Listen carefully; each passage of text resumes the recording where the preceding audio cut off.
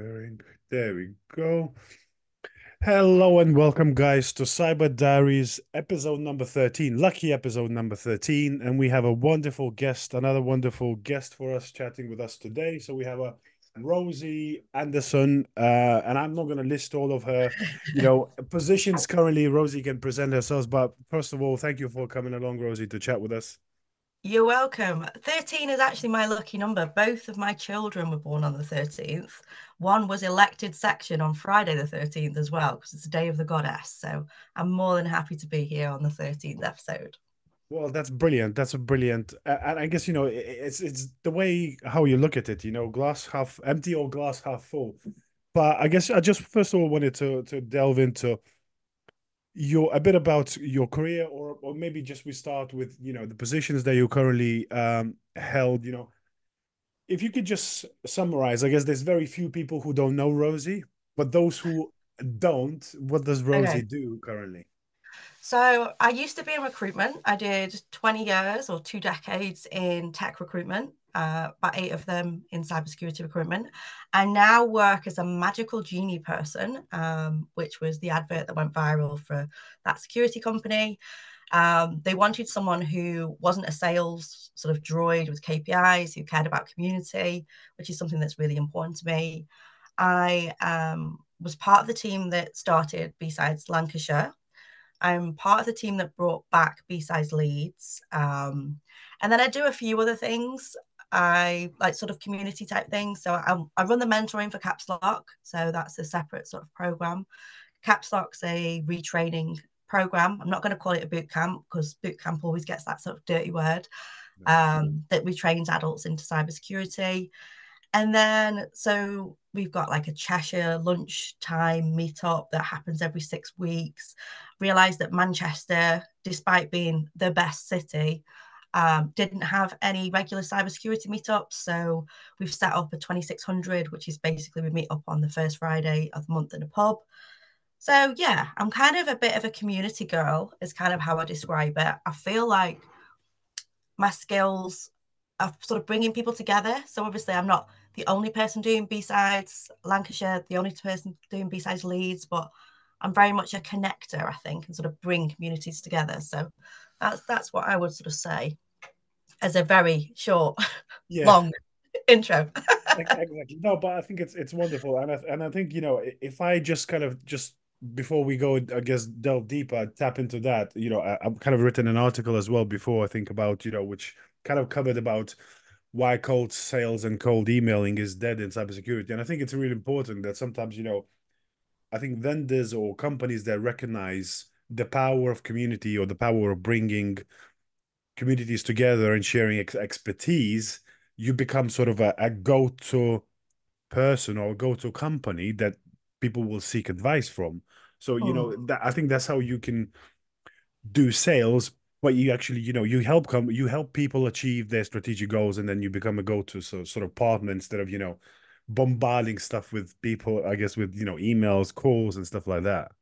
Yeah, we don't do any outbound at all at that security company. I mean, I've been there 9 months now, but we don't do any cold calling. We don't do any outreach. We just, I don't know. Would people do come to us because they either they know of us or they've heard of us or they see Eliza's post on LinkedIn, but we're not there sell, sell, sell as a person, as a company. That's not our ethos at all.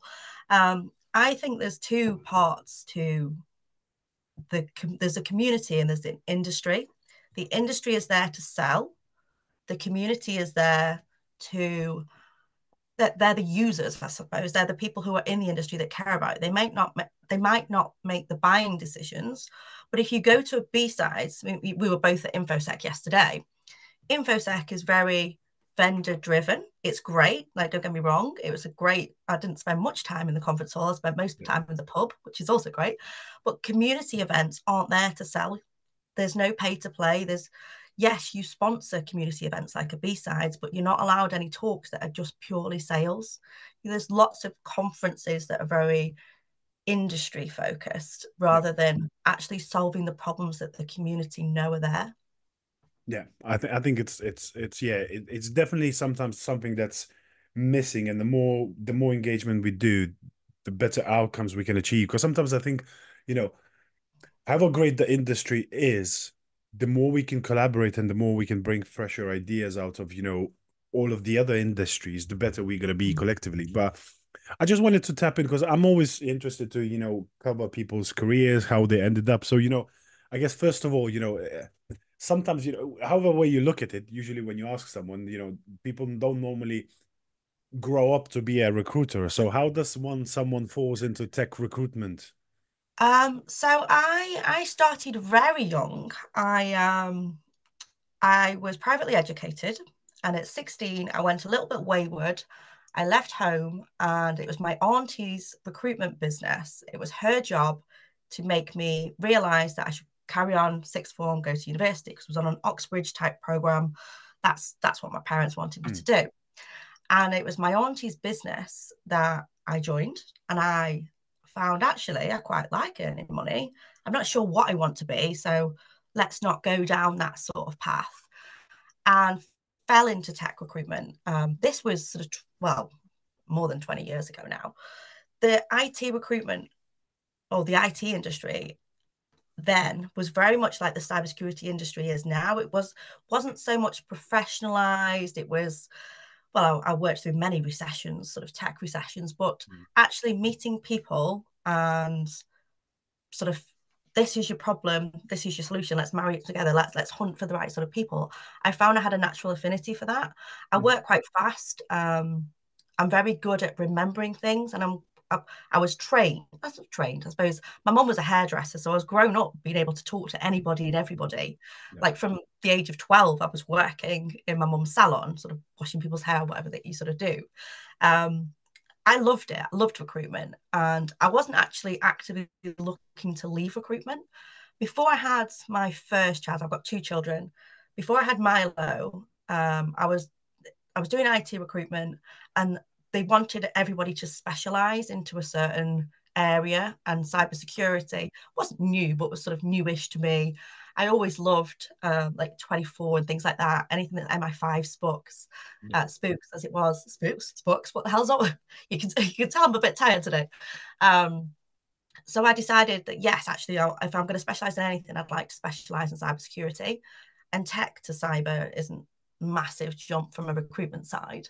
Got involved in B-sides and things like that.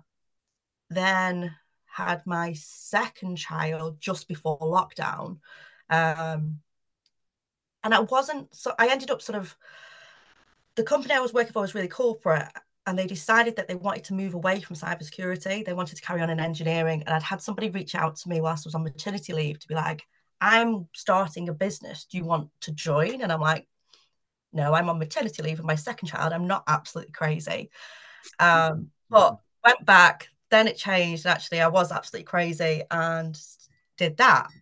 Did that for about sort of 2.5 years. Loved working for myself, but it is quite lonely. And my auntie actually came to work with me, Mhm. but I knew she was going to retire at the end of the year.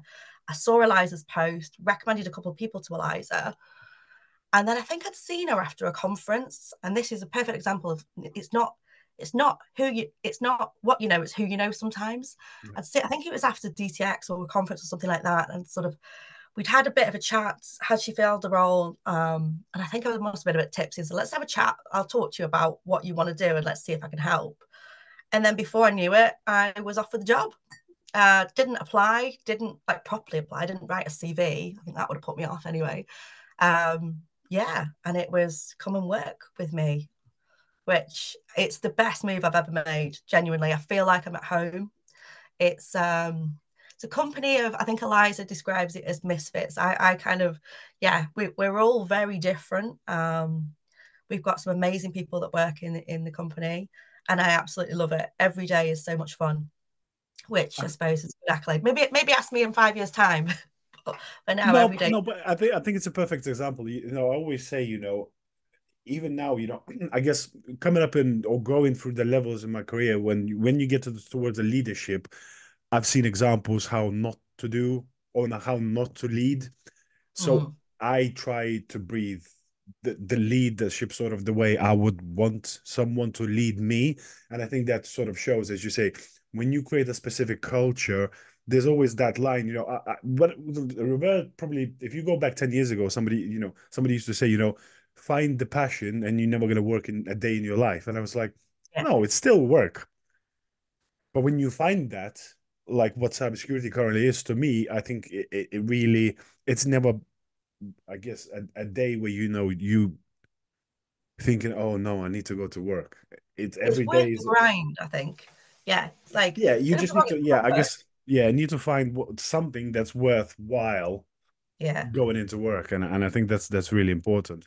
Now, if we look at the magical genie person who she is, Yeah. I just wanted to, I guess, to showcase some of the things I think where we can talk later on Caps Talk and things like that. But sometimes I think cybersecurity has that stigma of being very, very technical and being obviously very demanding and hard to get in. So, how do you find your transition from recruitment into Magical Genie or head of strategic solutions went?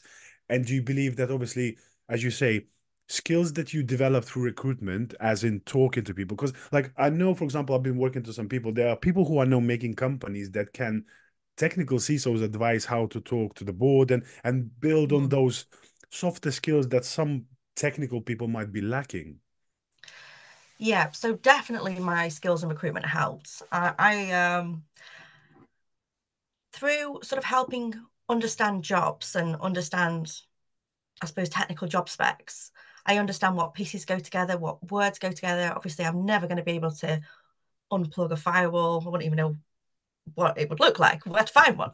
Yeah. Um, but I understand the terminology and I understand how these people will describe that.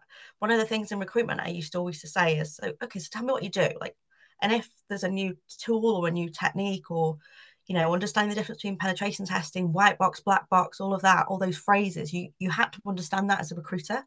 Now, obviously, you're never going to be a pen tester, but you need to understand what they do to a high level.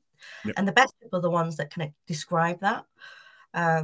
However, what I do now as a magical genie person or head of strategic solutions is I'm unpicking problems.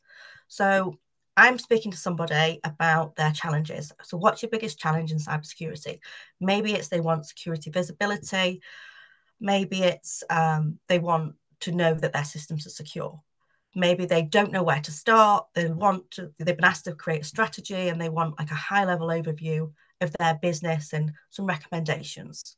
So all of those things are very different. I'm not there to sell a solution until I'm not really there to sell anything. I'm there to solve their problem.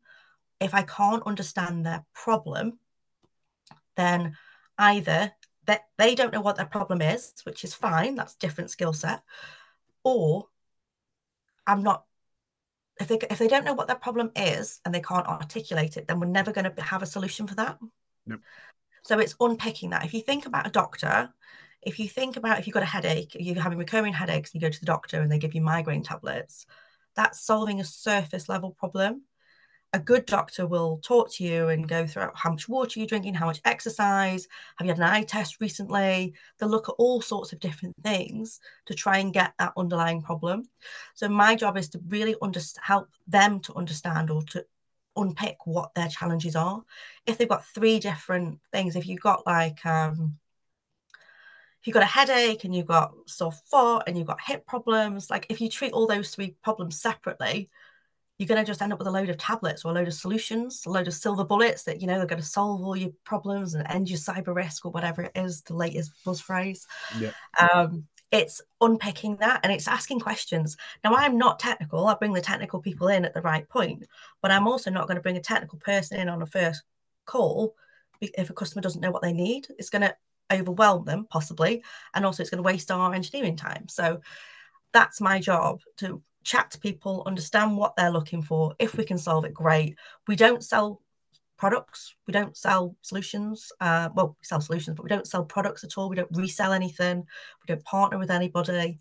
That's kind of what I have to do. But all my skills leading up to this have helped. Now, don't get me wrong, I've had to learn loads. I'm doing training. I'm sitting in with the technical teams. I'm not sure what certification I'm going to do. At some point, I'll do a certification in the next 2 years, but not sure which one yet. But yeah, I can see, like, if I'm going to hire in the future, I will hire for my team. I'm not just going to hire recruiters because that's confirmation bias, but I can definitely see the transferable skills or the people skills are what you need. You can learn the technical skills. Yeah. Yeah, I think it's very important. And as you say, it's really refreshing because I've been sometimes, you can talk to vendors or, managed service providers, and you like talking to a wall because they will try and shoehorn your problem into their solution instead of Mhm. actually, well, listen and trying to understand where the people problems have. And I think that's what, I've been talking back and forth with Greg Van der Gast as well, talking about actually Yeah, homing in on the root cause analysis and digging, that first problem that you see, that's not necessarily the actual problem. Is you need to, scratch the surface sometimes to actually get and help.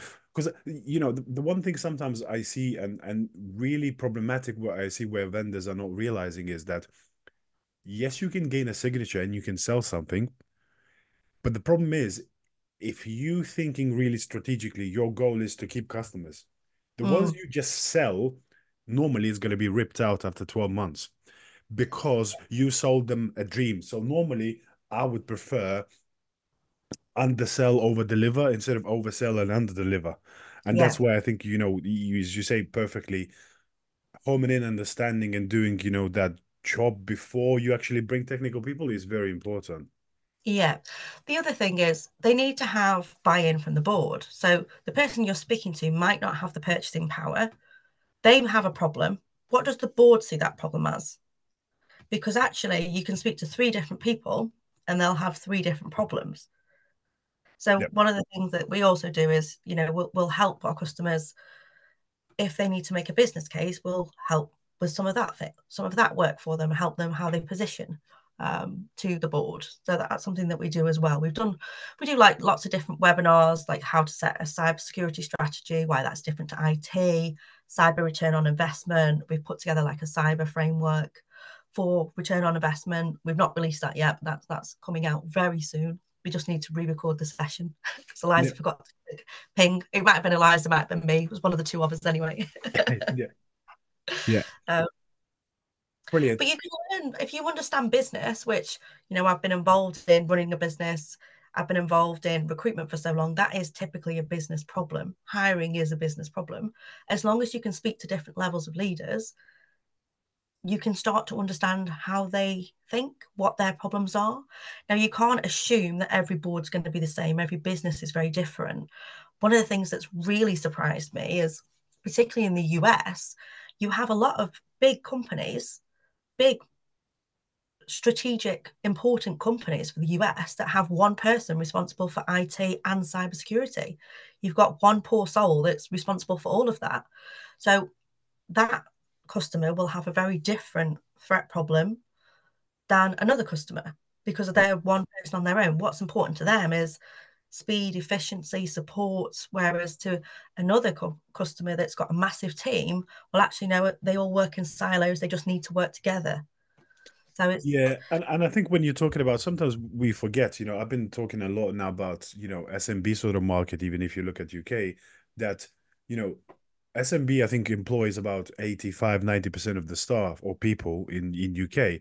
And, it's great to work with great big enterprises where they have a security team of 100. But as you say, sometimes the smaller businesses, usually the way it happens is that IT directors normally will inherit security without mm, having security expertise. So relying on some trusted partners that can help, it's very important because instead of, just someone, I've seen so many times, someone, will come in and say, oh, you just need to buy sock and it will solve all your problems. Just buy sock. But the problem is people buy sock. Yes, it will solve some of the problems, but the problem is unless you have a technical expertise internally to manage relationship between the sock and continuously improve it, because you can't just buy it and leave it. yeah, Because I've been helping companies who, yeah, they bought SOC, and then pen testing team came in, tested, and SOC didn't detect anything, and then people are throwing toys out of the pram because obviously yeah. you've been sold a dream. Well, you need to think about through how how you procure the solutions and making sure that you can take them to the next level over the course of the years. It's not just buying the solution, it's configuring it. Yeah. It's configuring it properly internally. And so many companies, again, I've spoken to, and they've got two seams. You know, they didn't realize. You're like, sometimes it's not buying a new solution, it's actually getting better use out of what you've got. If you've got a finite amount of budget, you need to do the best that you can that's relevant for your business. So sometimes it's not a SOC, sometimes it's having properly configured networks and endpoints, and sometimes EDR will do. But if you want full visibility, you need a SIEM. But it's kind of, yeah, every business is different. And I think if you come out of a conversation with a vendor thinking, actually, I thought this was my problem, but now actually I need 3 new shiny tools and they all cost X, you've been sold to. And that's not what we should be doing. We should be solving problems in this industry, not selling silver bullets and then going, oh, sorry, it wasn't done right.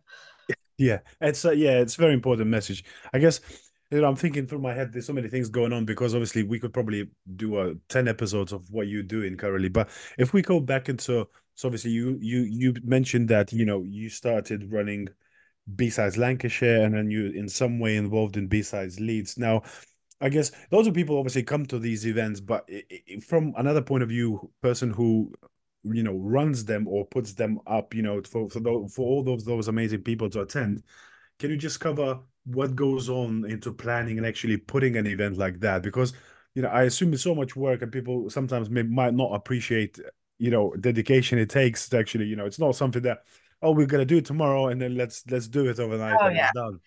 So it takes 6 months. So I'll I'll start back a little bit. When I was pregnant with Milo, who's my eldest, I went to B-Sides Leeds, and that was the last B-Sides Leeds. I think it was 2015. It was just before the pandemic. No, not sure. Maybe. Whatever the last one was. No, it was 2020. It was, sorry, Yeah. getting confused. That was before my second child. So I was pregnant, and we made a joke that I would probably deliver the first B-Sides baby because I was about 8 months pregnant, and it was literally just before the pandemic. Yeah. And then Mark Carney had said he wasn't going to do it anymore. This was the last one. He'd done 3. I think he'd done 3. So I was trying desperately to get Glenn, I think it was Glenn initially, to Mhm. help bring it back, because B-Sides Leeds was one of the biggest. Oh, London's the biggest. It was one of Manchester didn't happen anymore. So I was messaging Glenn saying, come on, let's do it. Let's bring B-Sides Leeds back. And he kept saying no. He actually said he needed a Sam to a Ben, which is like B-Sides Newcastle. He was a great ideas person, but he needed a doer. And I said, well, I'll be your doer, but then we need a bigger team. So he said yes about the same time I was asked to do B-Sides Lancashire. So again, there wasn't a B-Sides in Manchester. That was a big thing for me. Like, you don't want to like try and take something over. B-Sides Manchester wasn't coming back. So B-Sides Lancashire, he said, I've got Lancaster Uni are keen. They'll host us. So it was Sean reached out to me for that team. So both, I'd kind of didn't think Leeds was going to happen, said yes to Lancs, and I'm like, oh crap, now I'm organising 2. So what goes on? It takes at least 6 months. You need sponsors. Sponsors are amazing. You can't run a conference without sponsorship, because even to feed people, so both Lancs and Leeds, we feed about 350 people. The food bill's about 15 grand, give or take.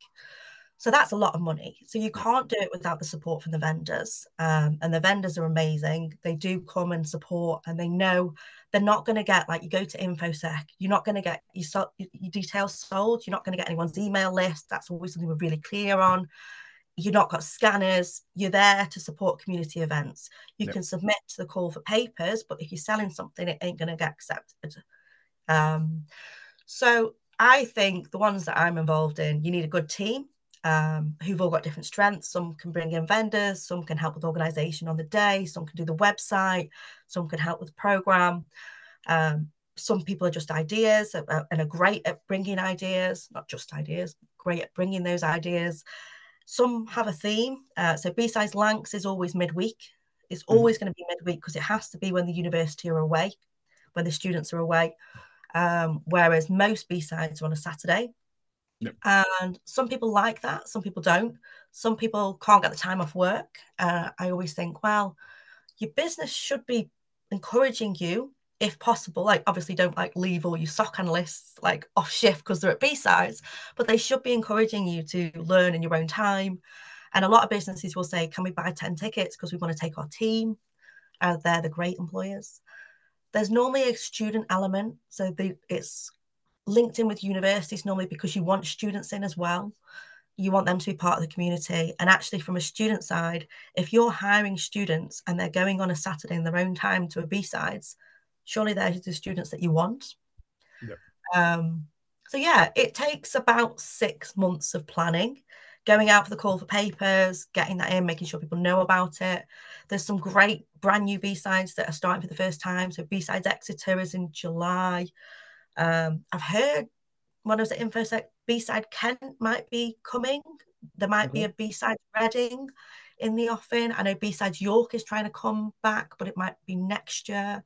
Not come back to start for the first time. So it's great, these pockets of communities. But I will say this, I love B-sides. I love running a B-sides, but you also need not just annual events. You need, if there's a community in, so Birmingham, for example, I know someone who's trying to bring B-sides Birmingham, make that happen. There's a community in Birmingham. You've had Cyber UK there. You need those regular meetup things as well, which is where the DEF CON groups or the DC groups come in, or the 2600s. So DC group typically has talks, whereas 2600 is meet in a pub, everyone welcome. If you want to use DC group or DEF CON group, same with B-sides, you have to have permission from the owners of those brands. Yeah. I think it's a really great point what you mentioned is because sometimes, we'll talk a bit about Encapsulate in a second as well, but I think, as we touched on, InfoSec is great for various things, but InfoSec normally the talks are done by vendors. And Mhm. whether you like it or not, most of the messaging is our tool will solve your problem, and that's why the talk is. And when you go to B-sides, I think it's really great place, so as you say, bringing students, bringing other people, but it's essentially learning is one thing because there's normally some great research done or some great papers being discussed. But secondly, as well, I see now as well, there's normally now two tracks that split and actually give opportunities for people who never spoken before to actually, because I think as you say in recruitment, even during my mentoring, I think you need to start pushing the agenda that the more people get comfortable presenting, the Mhm. better they will be in their career. Because I say it sometimes to people, no matter how great your idea is, if you can't sell it, it really will get a day of light. So giving the platform to start selling, and then you just say, then building those regular meetups. Because I say, for example, yes, Capstock is great because it has the community and you training there,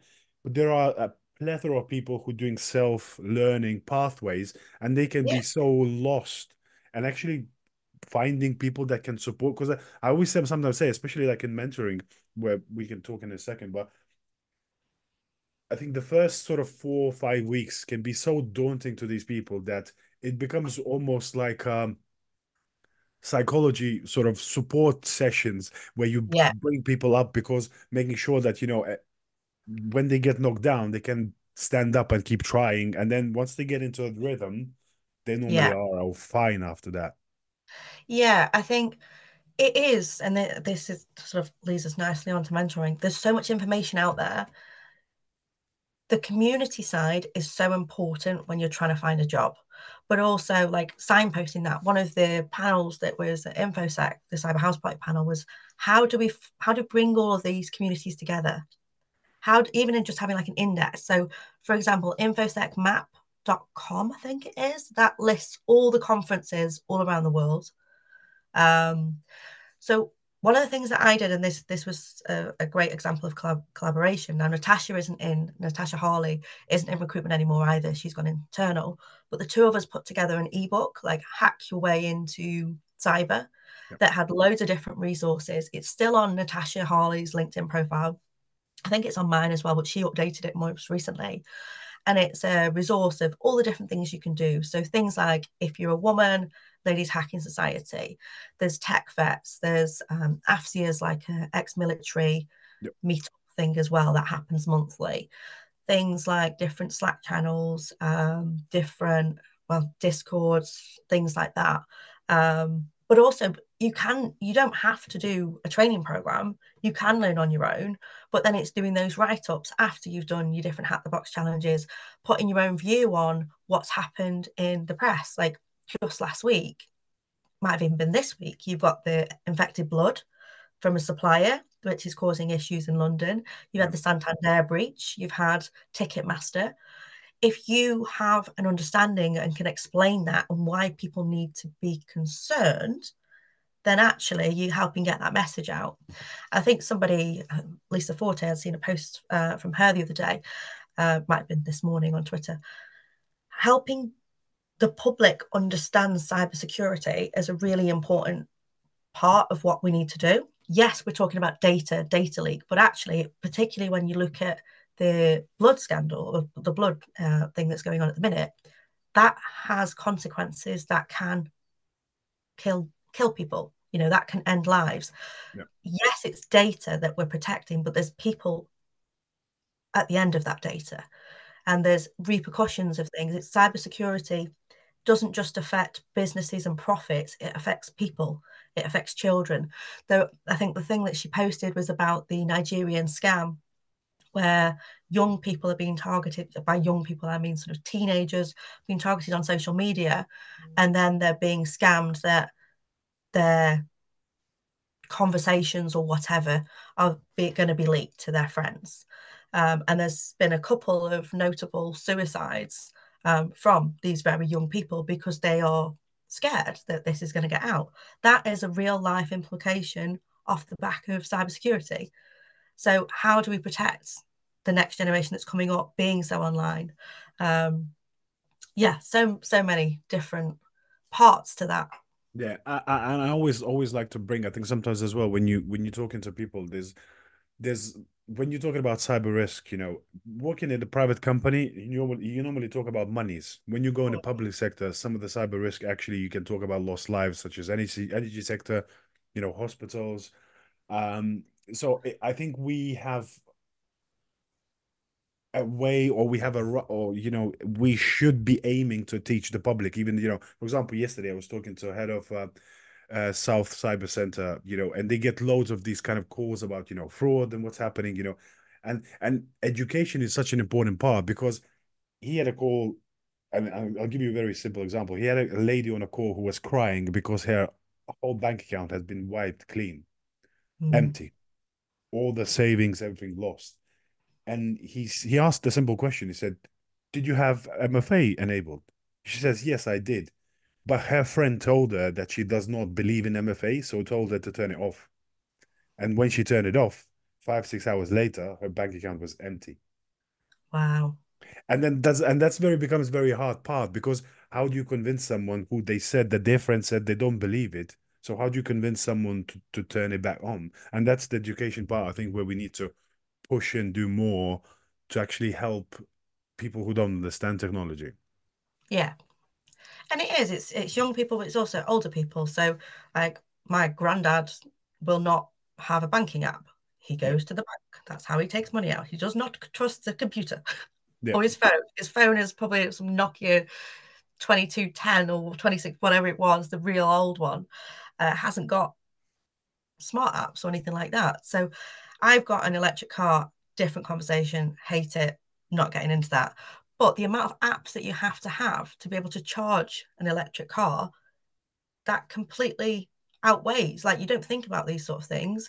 Yeah. If you're an older person, you're not going to be able to have an electric car because you can't charge it anywhere.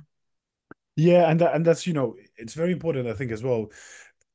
Sometimes we talk so much about technology, but when you're talking about diversification and even probably we can talk about ageism, but like what happened during COVID, there's plenty of pubs only allowed to pay via card, or I mean Yeah, via app or something like that, and there's all the people who go to a pub every day and who only can pay in cash.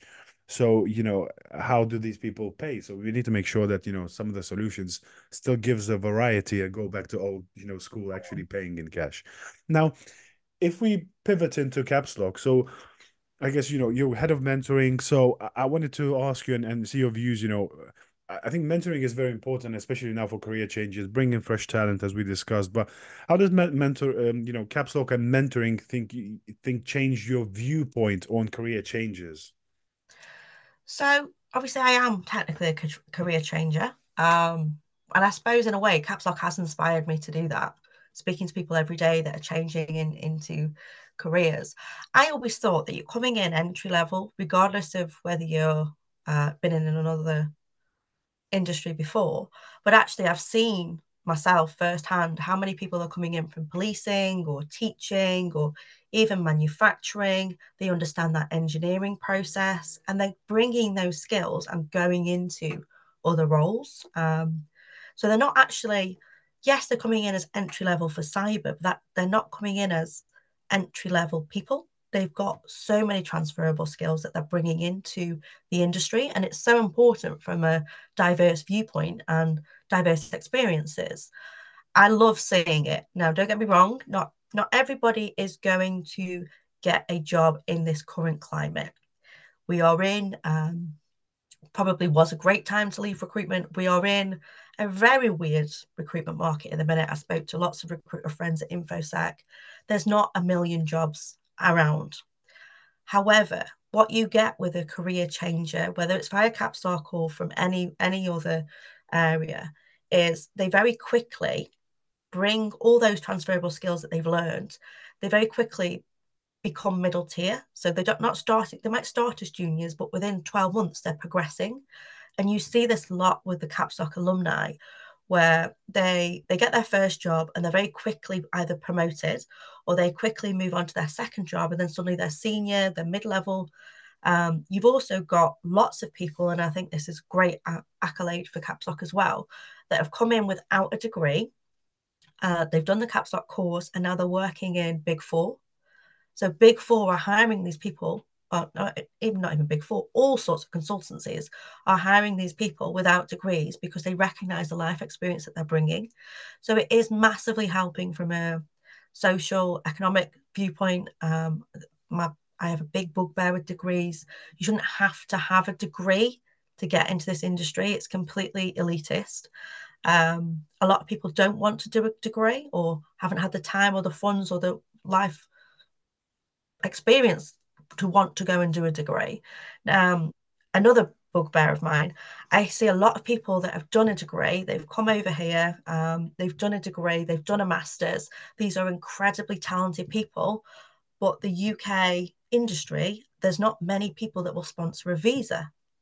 So we're bringing in lots of overseas students and we're taking their money, or the universities are taking their money, and then they're having to return because they can't get a visa after 2 years. And there's straight off the top of my head, there's 3 or 4 people that I've spoken to recently that I would hire in a heartbeat.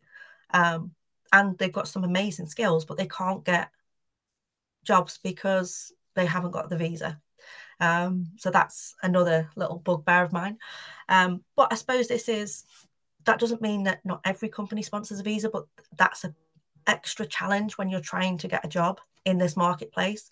You've got companies left, right, and centre that are making redundancies.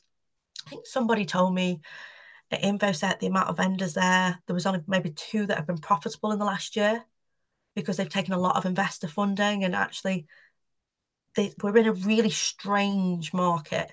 I'm glad I'm not in recruitment anymore. I will say that. Yeah. Yeah, no, I've been talking as well to a lot of recruiters, and they kind of it's kind of hot and cold, and you can never know where it's going because normally there's been normally sometimes there's trends like okay, new year there's gonna blow up because companies are planning new budgets, and then but then it went up in January kind of and it fell flat on it, and I think that there is some life in there, but as you say, I spoken to a few recruiters yesterday, friends as you say, friends of mine as well, who are saying it's kind of hot and cold, but companies are hiring, but they are being very selective and very targeted hiring at specific niche skills that they're currently looking for. Yeah. And I think as you say, when you're talking, it's not necessarily, I think sometimes people that have been sold, not necessarily sold by, say, Caps Lock a dream, but people sometimes see so many adverts where they says, oh, do this boot camp, you get 100 grand straight away after you finish boot camp. And Yeah. sometimes I think is managing expectations and understanding actually how hard it is to enter to enter, the industry. And also, I think another problem that we currently have, and I see this sometimes, companies being cheeky where they're advertising a junior role which attached junior salary, but they expect someone to have 2 years experience. So they're Oh, hiring yeah. a senior role, but for junior salary. So what they want to do there is they want to steal someone else's training. They don't want to train their own staff. They want to steal someone else's training, which says, I'll let you interpret that however you wish. Yeah. The best companies will hire and they will grow talent. We're so we don't so that security company doesn't tend to advertise. Now we get people that reach out to us all the time. Um, sorry for the inbox. What we tend to do is the people that reach out will reach back out to them because they've taken some initiative when we're hiring. We are growing. There's always sort of different roles, but we will bring people in at entry level and we'll train them. Yeah. Now, that doesn't mean that we only ever take entry level candidates. We do take experienced people as well. But yeah, it's if the problem that you have if you're stealing someone else's training all the time is they're going to learn habits of how that company works. So for example, we don't have level 1, level 2, level 3 SOC. We triage. We don't keep passing that triage across. We train people on how to be SOC investigators rather than SOC analysts, Yeah. and how to properly triage, because that's actually the skill set. Using the different tools, you can train that. It is frustrating. Now, I do say to the caps lockers as well, there's so much opportunity in cybersecurity. Don't give up. Keep trying, but try different things. Don't cold apply to jobs, for example. Um, the other thing is when you go onto like LinkedIn, you might see there's been 100 applicants for a job. That doesn't mean those 100 applicants are right. It costs nothing to apply. Most of the time, you don't even attach your CV via LinkedIn. Um, it's the networking, though. It's going out to the community. It doesn't have to be a B-sides. It can be networking in the pub. It can be talking to your friends who work in IT. Also, if you're currently in a company and you want to get into cybersecurity, have you told your employer that you want to get into cybersecurity? Is there no opportunity for you to develop where you are? Because once you get that first job, it doesn't have to be the perfect job. You're on the ladder then. Yeah. Yeah, I think So, it's perfect. I wanted to get to, if you get a couple of sentences from you as well. You got so many things, so many projects on the go, and cybersecurity is always, we talk about, stress, burnout. How do you stay sane and, prevent yourself from burning out? Do you have I any love it. specific techniques? Great. Because obviously, you got, I know we got common friends like Jasmine and some of the girls who are doing some amazing work. So, have you taken some of the lessons and used that in the day to day? Yep. So I have got the wellbeing app. I don't use it as frequently as I should do, but I do practice mindfulness. I do on a weekend. I have to. Well, for a start, I've got a very supportive husband. I've got a very supportive family that help me with the children when I am away. But then when I'm not away, when it's the weekend, I'm really good at switching my phone off or letting my child have my phone if she wants to watch Disney or whatever. So I'm not constantly being online. Yeah. I do practice mindfulness. I use gratitude journaling, all that sort of thing. So I'm very much a glass half full person. It takes a lot for me to be down about something. I've always been very good at shaking things off, and I always try and find the best in every situation. Um, but yeah, I think getting away from your laptop, getting away from screens, having something that isn't just technology. Now, for me, I do use community events as a bit of an outlet. I love it. I love being around people. I think I've always been a people person, but also making sure that I am out and about. We all work remotely where we are. So actually having that face-to-face interaction is really important. I found one thing I did find was a big switch from recruitment to security was I was used to being on my phone all the time. Yeah. Now it's kind of Slack, Discord, Twitter, LinkedIn.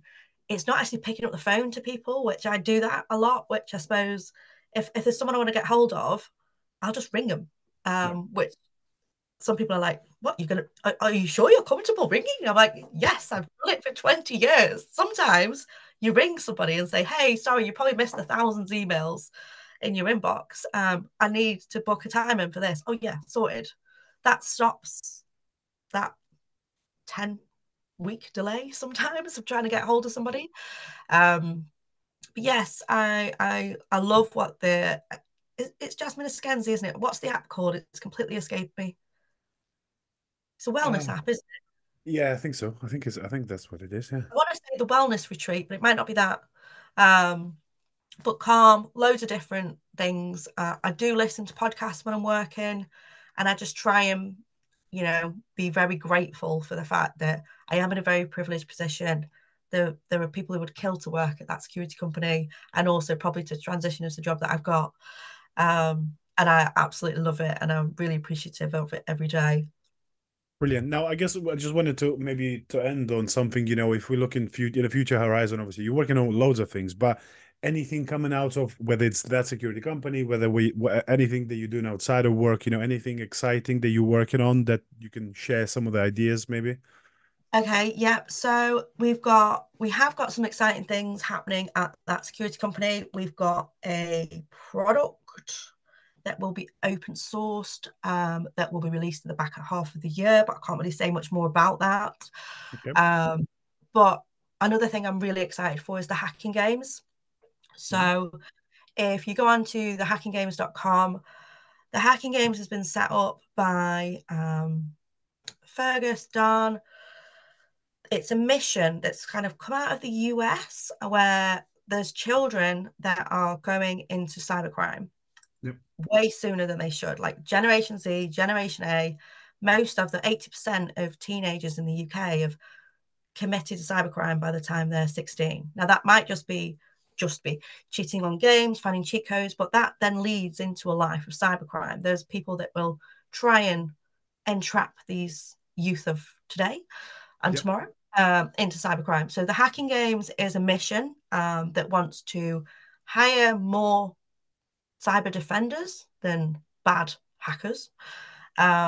That's what they want to do. They want to make a TV show. They want to find people who've gone into cybercrime and then turn that around into tech for good.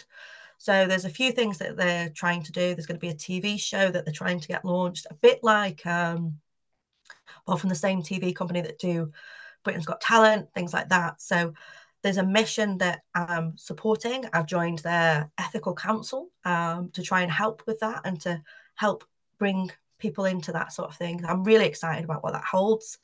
I think the future generation that you can see, like even with AI, and I've tried not to say that word, but Mhm. even with like how fast technology is advancing, Yep. there are going to be threats coming that we're not prepared for, that we can't see coming. And how fast technology is advancing, the next generation need to be aware of that, but also they need to be on the good side rather than the bad side. So I Yep. think what hacking games are doing, that's really exciting for me. And I'm pleased to be part of that mission. Sounds amazing. And then I guess, it really seems like, I think, as you say, show, bringing those skills and actually teaching the younger generation, the next upcoming generation is very important. But on that amazing note, we kind of been chatting away, and it's, time flies when you're having fun, I guess. And, I really want to thank, Rosie, for coming along, sharing your ideas, we talked about B-sides, we talked about that security company, mentoring. I think there's very important lessons as well that we shared for some of the people that, either are on the way into cybersecurity or already are working in cybersecurity. So, thank you very much for your time. You're very welcome. Thanks for having me.